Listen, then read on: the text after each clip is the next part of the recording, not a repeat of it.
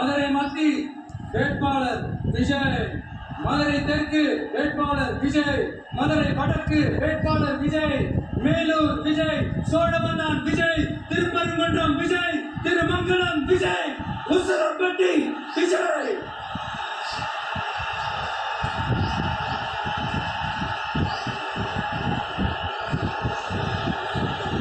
என்னடா எல்லா தொகுதியிலையும் ஒரே வேட்பாளர்னு பாக்குறீங்களா?